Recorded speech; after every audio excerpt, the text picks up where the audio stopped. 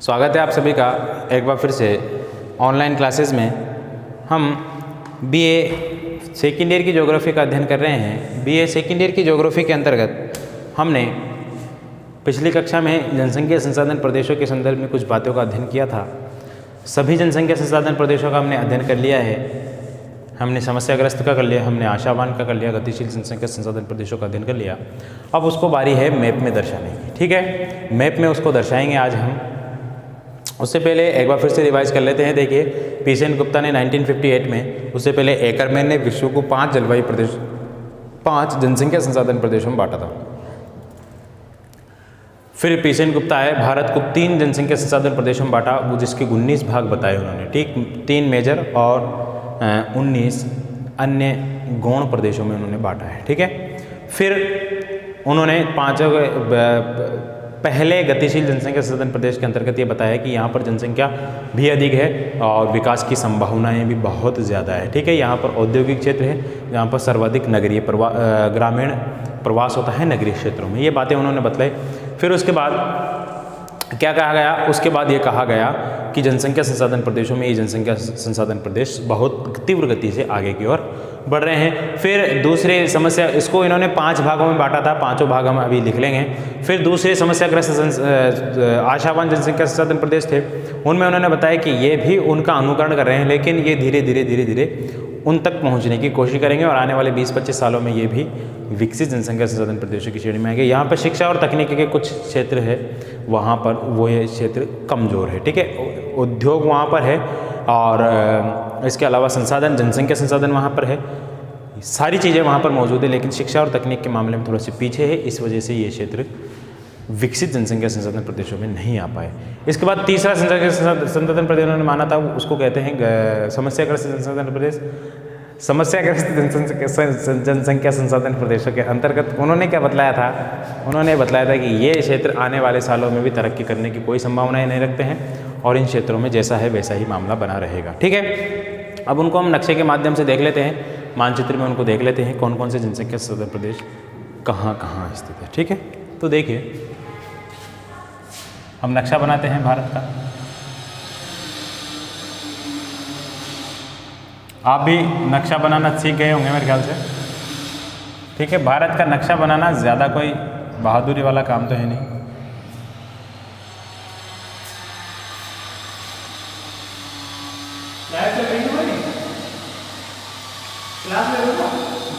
हाँ, ठीक है, नक्शा बिगड़वा दिया है आपके गुरुजी ने आकर के।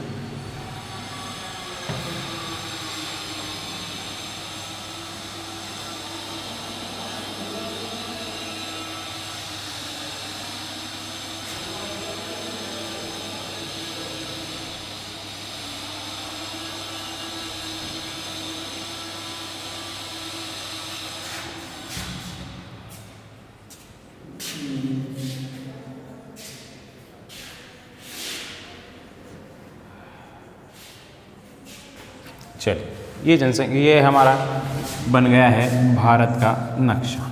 ठीक है, अब देखते हैं हम इसके अंतर्गत कौन कौन से जनसंख्या संसाधन प्रदेशों को कहाँ कहाँ भरना है।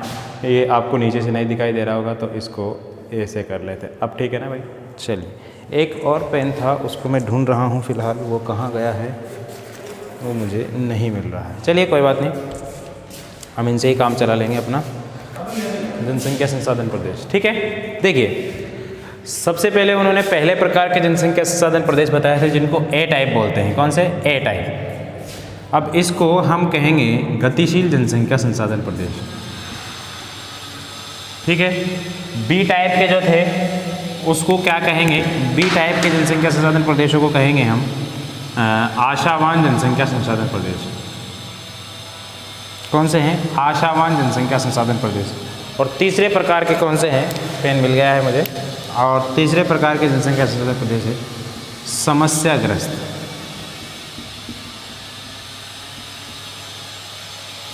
ग्रस्त, ठीक है, समस्याग्रस्त। अब इन तीनों को हम अलग अलग कलर से भरेंगे तो आपको देखने में आकर्षक भी लगेगा और आसानी से समझ में भी आ जाएगा। ठीक है, अब लिखना तो मुझे इसको इस तरीके से चाहिए था, उसी तरीके से मैं लिख देता हूँ, क्योंकि पहला है गतिशील, अब ठीक रहेगा क्योंकि कलर भी मैच करेंगे आप।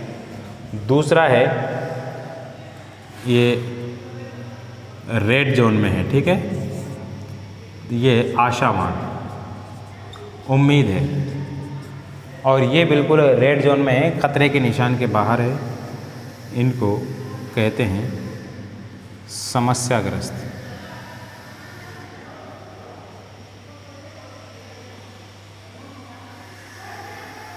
ये 3 प्रकार के जनसंख्या संसाधन प्रदेश है। अब देखिए हम इनको बांटते हैं। सबसे पहले इन्होंने बताया था पश्चिमी बंगाल का डेल्टाई प्रदेश, तो ये वाला जो प्रदेश है, ये वाला, इस प्रदेश को इन्होंने पहला माना है, यानी कि A1, ठीक है। ये कौन सा प्रदेश है? A1 टाइप प्रदेश है, और इसको हम इस तरीके से कर देंगे, ठीक है।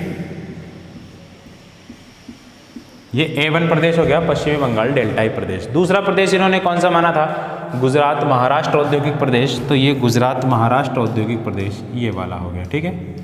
ये गुजरात और महाराष्ट्र औद्योगिक प्रदेश ये वाला हो गया।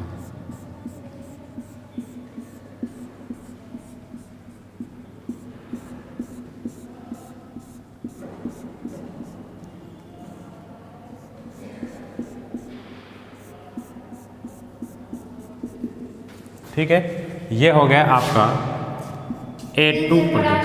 A2 प्रदेश मैं कर दूंगा सब बंद। A2 प्रदेश, ठीक है। फिर इसके बाद तीसरा जो प्रदेश है, तीसरा प्रदेश कौन सा माना था इन्होंने? तीसरा प्रदेश माना था इन्होंने पंजाब सतलज वाला मैदान, यही माना था ना। तो पंजाब और सतलज वाला मैदान यहाँ से शुरू होकर के यहाँ तक है, ठीक है। इतना बड़ा प्रदेश है, इसको इन्होंने माना है तीसरा प्रदेश।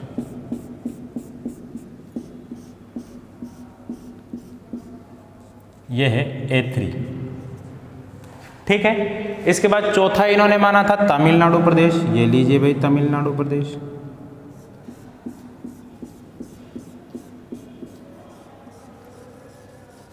यह है A4, ठीक है। फिर उन्होंने पांचवा माना था ये दक्षिणी पूर्वी कर्नाटक प्रदेश, तो ये A5 प्रदेश हो जाएगा। कौन सा है ये? A5 प्रदेश, ठीक है। तो इस तरीके से ये 5 प्रदेश है जो गतिशील जनसंख्या संसाधन प्रदेशों के अंतर्गत आते हैं, ठीक है। इसके बाद आशावान जनसंख्या संसाधन प्रदेश या मध्य जनसंख्या संसाधन प्रदेश जो है उसको देख लेते हैं हम कौन से हैं। सबसे पहले इन्होंने माना था उत्तरी पूर्वी प्रदेश। कौन सा था? उत्तरी पूर्वी प्रदेश। तो उत्तरी पूर्वी प्रदेश के अंतर्गत यहाँ से लेकर के ये पूरा क्षेत्र शामिल था, इतना बड़ा, ठीक है। ये इतना बड़ा क्षेत्र था जो मध्य पूर्वी क्षेत्र के अंतर्गत शामिल था, ये वाला, ठीक है। ये लीजिए भाई, ये B1 हो गया। आपको कुछ हो सकता है थोड़ा सा उल्टा सीधा लगे इधर उधर, तो आप कोई सा भी सही मान लीजिएगा। ये वाला भी सही है और वो वाला भी सही है।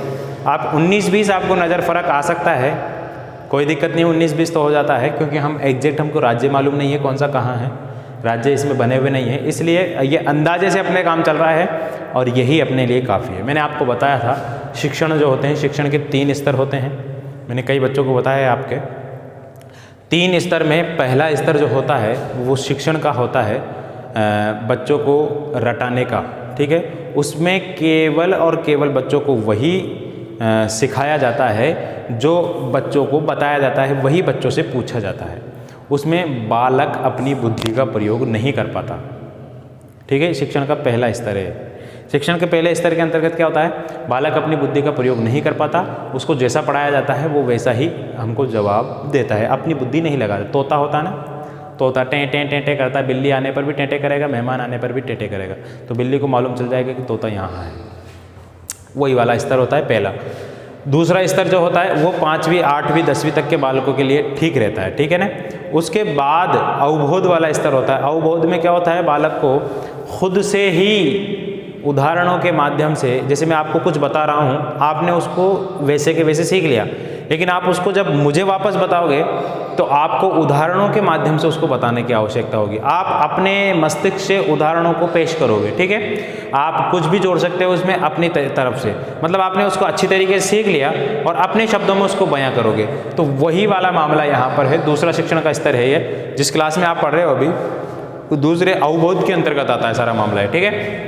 तीसरा स्तर होता है चिंतन और विमर्श स्तर, जिसमें एक कदम आगे बढ़ करके सोचा जाता है, ठीक है। जो भी हमको बताया जा रहा है उस पर हम चिंतन और मनन करते हैं। चिंतन और मनन कर करके नई नई चीज़ों को हम खोज करने की कोशिश करते हैं। अनुसंधान, शोध वगैरह, ये सारी चीज़ें उसके अंतर्गत शामिल होती है। तो ये मैं यही बताना चाह रहा था। हो सकता है आपके पिछले वाले मैप से ये मैच ना खाए, लेकिन बात यह है कि आप अपने स्तर से उसको सोचें। आपको जो वास्तव में चीज़ें पढ़ाई गई है, बताई गई है, उसके अकॉर्डिंग आप मैप बनाने की कोशिश करें। आप भी जब मैप बनाओगे, हो सकता है अलग अलग प्रकार का मैप बने, तो ऐसी कोई दिक्कत वाली बात नहीं है। इसके बाद इन्होंने बताया था गोदावरी बेसिन वाला क्षेत्र, गोदावरी बेसिन वाला क्षेत्र। तो ये गोदावरी बेसिन वाला क्षेत्र इसके पास से ही शुरू होता है, ये वाला गोदावरी बेसिन वाला ये क्षेत्र, ये लीजिए। ये भी कौन सा है? B3। कौन सा है ये? B2। कौन सा है ये? B2 क्षेत्र हो गया, ठीक है, गोदावरी बेसिन वाला। इसके बाद इन्होंने बताया था अरावली और मालवा का पठारी प्रदेश। तो अरावली और मालवा का पठारी प्रदेश ये लीजिए भाई, ये हो गया हमारा B4 प्रदेश। कौन सा है ये? B4 का को B3, ठीक है। आशावान प्रदेशों के अंतर्गत 5 प्रदेश थे, 1 हो गया है, 2 हो गया है, 3 हो गया है, चौथा कौन सा है? मध्य गंगा वाला। चौथा है दक्षिणी पश्चिमी कर्नाटक वाला प्रदेश। तो ये दक्षिणी पश्चिमी कर्नाटक वाला प्रदेश ये लीजिए भाई, और इसको यहाँ तक ले लीजिए, ये लीजिए।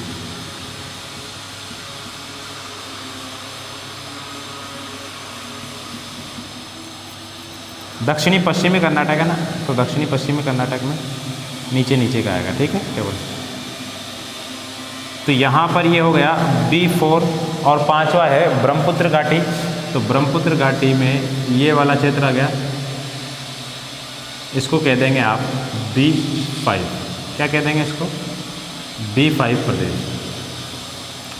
इसके बाद जो प्रदेश बचे हुए हैं उसको किस नाम से जाना जाता है? उसको समस्याग्रस्त के नाम से जाना जाता है, जिसमें पहला है मध्य पूर्वी गंगा का मैदान। तो मध्य पूर्वी गंगा का मैदान में ये क्षेत्र शामिल है, इसको हम कर देंगे, ये है C1 प्रदेश। कौन सा है ये? C1 प्रदेश। कौन सा है ये? C1 प्रदेश। फिर दूसरा कौन सा है इसके अंतर्गत? मध्य पूर्वी गंगा के मैदान के बाद है, इसके अंतर्गत है ओडिशा तट। तो ओडिशा तट ये रहा, ये C2 आ जाएगा, C2 प्रदेश। फिर इसके बाद तीसरा है आपका केरल का तट। तो केरल का तट ये वाला आ जाएगा, यहाँ से पूरा ये, ठीक है, ये C3 आ जाएगा। फिर C4 के अंतर्गत क्या है गुरुजी? C4 के अंतर्गत आपका ये लक्षद्वीप वाला समूह आ जाएगा, इसको लिख दीजिए C4। C5 के अंतर्गत क्या है? C5 समस्याग्रस्त में 5वां है उत्तरी पूर्वी कर्नाटक का पठार। तो ये उत्तरी पूर्वी कर्नाटक का पठार ये आ जाएगा, ये लीजिए भाई, ये है C5, ठीक है। फिर उसके बाद क्या है? फिर उसके बाद कच्छ प्रायद्वीप सही राजस्थान का मरुस्थल। तो ये कच्छ प्रायद्वीप हो गया, ये वाला, ठीक है, ये राजस्थान का मरुस्थल ये वाला हो गया भाई। ये कौन सा है? C6 कच्छ प्रायद्वीप ये हो गया भाई, ठीक है। फिर इसके बाद है उत्तरी पश्चिमी हिमाचल प्रदेश। ये उत्तरी पश्चिमी हिमाचल प्रदेश ये वाला पूरा हो गया, ठीक है, ये है आपका C7। फिर इसके बाद पूर्वी पहाड़ियाँ और पठार। पूर्वी पहाड़ियाँ और पठार ये कहाँ है? ये यहाँ है, ठीक है, ये C8 हो गया। और इसके बाद कौन सा है? ये अंडमान निकोबार द्वीप समूह। ये हो गया C9। अब जो बीच में बचा हुआ है उसको आप एडजस्ट कर देंगे, ठीक है। ये B वाला इसको थोड़ा सा नीचे ले लेंगे, इसको नीचे ले लेंगे और इसको आगे सरका देंगे। इस तरीके से ये पूरा क्षेत्र हमारा भारत का हो जाएगा, ठीक है। ये मैंने आपको बगैर देखे बनवाया है, इसलिए इसमें प्रॉब्लम आ रही थी, ठीक है। जनसंख्या संसाधन प्रदेश ये इस तरीके से भारत के हैं, इसको भी आप मिला लीजिएगा पूरा, ठीक है। तो इस तरीके से जनसंख्या संसाधन प्रदेशों को भारत में पी.सेन गुप्ता ने बांटा है। ऊपर लिख दीजिए जनसंख्या, यहाँ के आंकड़े अनुपलब्ध है, ठीक है। संसाधन प्रदेश पी.सेन गुप्ता 1958, ठीक है। ये उत्तर दिशा है, ये हमने लिख ही दिया। उम्मीद है आपको समझ में आ गया होगा, ठीक है। मिलेंगे अगली क्लास में, तब तक के लिए मुझे दीजिए इजाज़त, नमस्कार। उतार लीजिए इसको, देख लीजिए अच्छे से।